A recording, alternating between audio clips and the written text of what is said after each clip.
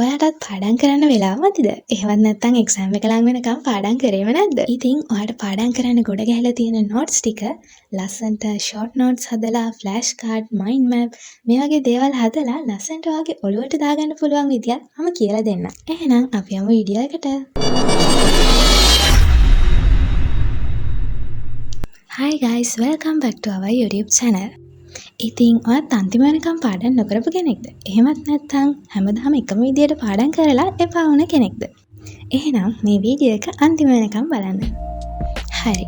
මුලින්ම ඔයාලගේ browser එකට ගිහිල්ලා notebook ML කියලා search කරන්න. ඊට පස්සේ මේ වගේ උඩින්ම ඔයාලට පෙන්නනවා Gemini notebook කියලා. ඉතින් ඒක උඩ ක්ලික් කරගන්න. ඊට පස්සේ මේ විදියට ඉස්සරහට ගියාම ඔයාලට මේ වගේ ඉන්ටර්ෆේස් එකක් බලා ගන්න පුළුවන්. හරි. මුලින්ම settings වලට ගිහිල්ලා අපි අපේ output language එක select කරගමු. ඉතින් මම මෙතන සිංහල select කරගෙන තියෙනවා. ඔයාලටත් පුළුවන් කැමති output language එකක් select කරගෙන ඒක save කරගන්න. ඊට පස්සේ ටිකක් පහළට යද්දී ඔයාලට බලා ගන්න පුළුවන් create new notebook. ඒත් එක්කම ඊට එහා පැත්තෙන් ඔයා කලින් create කරගත්ත notebooks බලා ගන්න පුළුවන්. හරි, දැන් අපි create new notebook දීලා බලමු. ඉතින් මෙතනින් ඔයාලට පෙන්නනවා ඔයාලා upload කරන්න පුළුවන් දේවල්. ඉතින් මෙතන තියෙනවා files, ඒත් එක්කම YouTube lesson එකක් නම් ඒකේ link එක, drive එකේ තියෙන වගේ note එක, එහෙම නැත්නම් text එකක් විදියට මෙතනින් upload කරගන්න පුළුවන්. හරි, මම example එකක් විදියට grade 6 history textbook එක මෙතන upload කරගෙන තියෙනවා. ඉතින් ඔයාලට බලා ගන්න පුළුවන් ඔයාලා upload කරපු sources මෙන්න මෙතනින් පෙන්නනවා. ඒත් එක්කම ඔයා upload කරපු source එකේ සාරාංශයක් මෙන්න මේ විදියට මෙතන මේ chat එකේ බලා ගන්න පුළුවන්. ඔයාගේ note එක කොච්චර ලොකු එකක් වුණත් ඔයාට පුළුවන් මෙතනින් පොඩි prompt එකක් දීලා මෙන්න මේ විදියට ඔයාගේ short note එක ලස්සනට generate කරගන්න. ඉතින් තව දෙයක් තමයි ඔයාට ඔයාගේ නෝට් එක ගැන මොකක් හරි ප්‍රශ්නයක් තියෙනවා නම් එහෙම නැත්නම් ඔයාට පාස් පේපර්ස් කරද්දී ආපු ප්‍රශ්නයක් වෙන්න පුළුවන්. මේ ඕනම ප්‍රශ්නයක් ඔයාගේ නෝට් එකට අදාළව අහුවහම එයාලා මේ විදියට ලස්සනට ඒකට ආන්සර් එක ජෙනරේට් කරලා දෙනවා.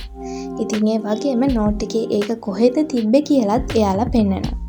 හරි, අපි ඊළඟට බලමු ස්ටුඩියෝ කියන පාර්ට් එකේ මොනවද තියෙන්නේ කියලා. ඉතින් මෙතන තියෙනවා audio overview. ඒ කියන්නේ ඔයාගේ note එක audio එකක් විදියට අහන්න මෙතනින් පුළුවන්.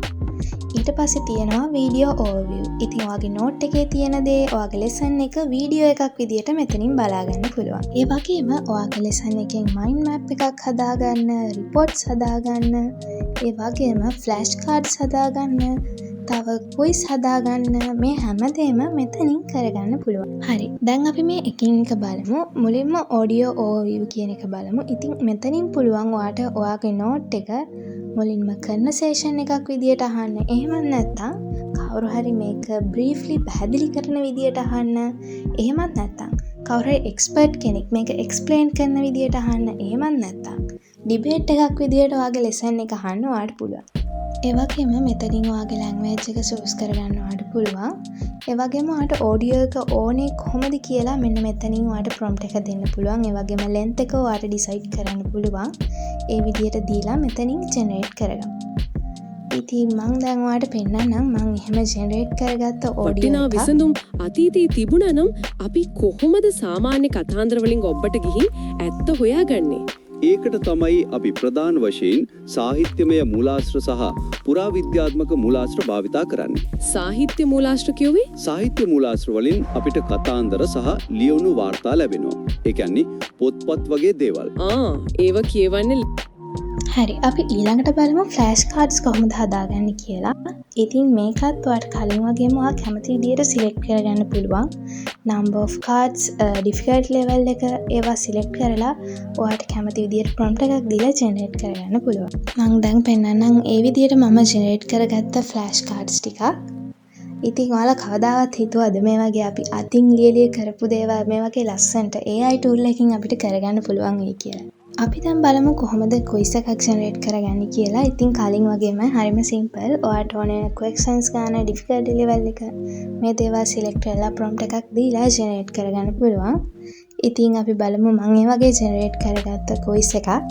ඉතින් ඔයා ළඟදී එක්සෑම් එකක් කරන්න ඉන්න කෙනෙක් නම් ඔයාට පුළුවන් එක්සෑම් එකට කලින් ඔයාගේ නෝට් එක අප්ලෝඩ් කරලා මේ වගේ ක්විස් එකක් ජෙනරේට් කරගෙන එක්සෑම් එකට යන්න කලින්ම එක්සෑම් එක්ස්පීරියන්ස් එක අරගන්න.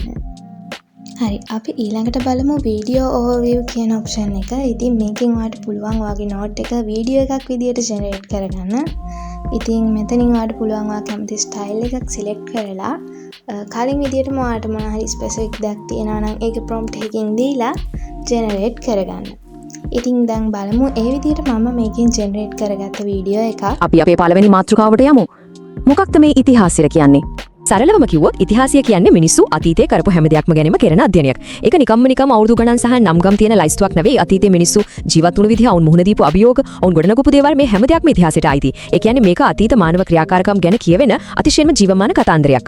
ඉතින් මේ තරම් විශාල අතීතයක් ගැන කතා කරද්දී හරි, ඊළඟට බලමු මයින්ඩ් මැප් එකක් කොහොමද ජෙනරේට් කරගන්නේ කියලා. ඉතින් කලින් වගේම හරිම සිම්පල්. ඔයාලට ඕන දේ මෙතනින් ප්‍රොම්ප්ට් එකක් විදියට දීලා ජෙනරේට් කරගන්න පුළුවන්. ඉතින් වෙලා යන හින්දා මම කලින් ජෙනරේට් කරගත්ත මයින්ඩ් මැප් එකක් ඔයාලට පෙන්නන්නම්. ඉතින් මේ විදියට ඔයාලට මේ මයින්ඩ් මැප් එක බලා ගන්න පුළුවන්. ඒ වගේම ඔයා ජෙනරේට් කරගත්ත මයින්ඩ් මැප් එක මෙතන තියෙන ඩවුන්ලෝඩ් අයිකන් එකට ගිහිල්ලා ඔයාලට ඩවුන්ලෝඩ් කරගන්නත් පුළුවන්.